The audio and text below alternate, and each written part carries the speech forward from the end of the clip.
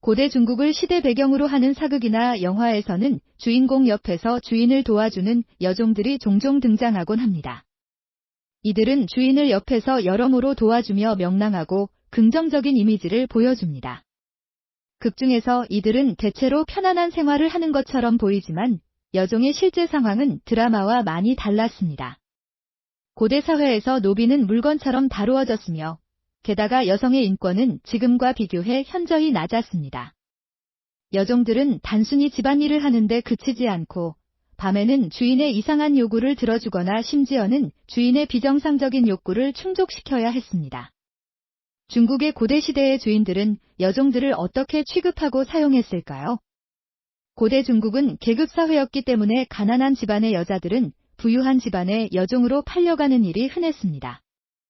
여종은 주인의 재산으로 간주되었으며 다음과 같은 계급으로 나뉘었습니다. 기본 여종, 가장 낮은 계급으로 주로 청소나 빨래 등의 집안일을 담당합니다. 요리 담당 여종, 요리를 잘하는 여종은 좀 더 대우가 좋은 요리 담당 여종이 됩니다. 외모가 뛰어난 여종, 여종 중에서 가장 높은 가치를 인정받아 주인의 개인적인 시중을 들거나 곁을 지킵니다. 여종의 가격은 외모와 능력에 따라 달랐습니다. 예를 들어 명나라 시기 여종의 가격은 어린아이는 은전 4냥으로 현재 가치로 400만 원 정도였고 성인 여자의 경우는 은전 20냥으로 2천만 원 정도였습니다. 여종의 비정상적인 용도. 여종들은 단순한 노동력을 제공하는 것 외에도 주인의 비정상적인 요구를 충족시키는 데 이용되기도 했습니다. 1. 연회의 접시와 술잔, 6대반, 6잔. 당서와 자치통감에 따르면 당나라 귀족들의 연회에서는 여종을 연회의 도구로 사용했습니다. 6대반은 여종을 그릇으로 사용하는 것으로 손에 음식을 들고 서 있게 하거나 여종의 몸 위에 음식을 올려놓고 손님들이 이를 집어 먹도록 했습니다. 여종은 연회가 끝날 때까지 움직일 수 없었으며 이 과정은 단순한 음식 제공을 넘어 주인의 권위를 과시하는 수단이었습니다.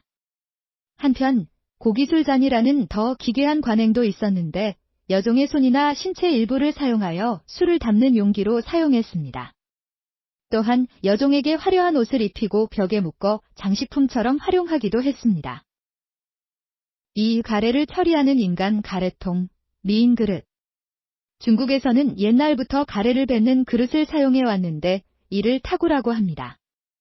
명나라 말기 부정부패와 권력남용으로 유명했던 엄세번은 기관지염으로 인해 입안에 자주 가래가 생겼는데 항상 사용하던 타구가 어느 날 불결하게 느껴졌습니다.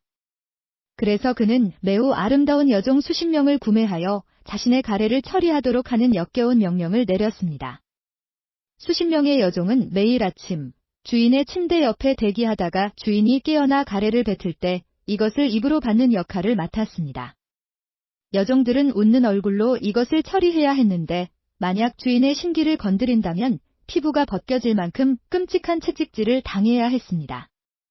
이런 관행은 시간이 지나면서 부유한 귀족들 사이에서 유행처럼 번져나갔고 누구의 여종이 더 아름답고 능숙한 미인 그릇인지 과시하는 문화로 발전했습니다. 3. 화장실에서 사용된 종이, 미인 화장지. 화장지가 발명되기 전 일부 주인은 여종을 화장실에서 자신의 용변을 닦는 데 사용했고 이를 미인종이라고 불렀습니다. 여종들은 용변 후 주인의 몸을 깨끗이 닦아주는 역할을 맡았으며 이는 여종의 역할 중에서도 가장 수치스럽고 비인간적인 일이었습니다.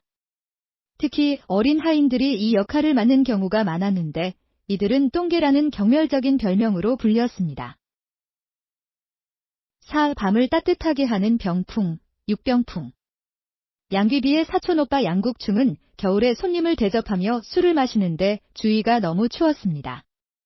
그래서 그는 키가 크고 뚱뚱한 여종을 이용해서 손님들을 둘러싸게 만들었는데 효과가 아주 좋았습니다.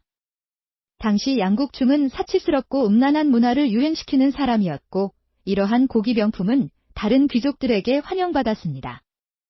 이렇게 추운 날씨에 주인을 따뜻하게 하는 것은 여종의 주요 임무였습니다.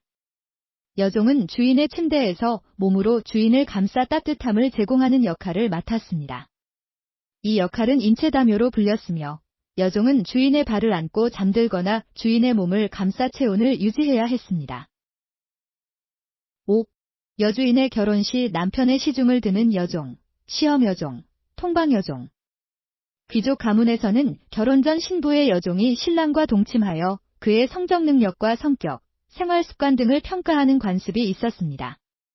시험여종으로 불린 이 역할은 신부에게 신랑의 단점과 장점을 보고하기 위한 것이었습니다.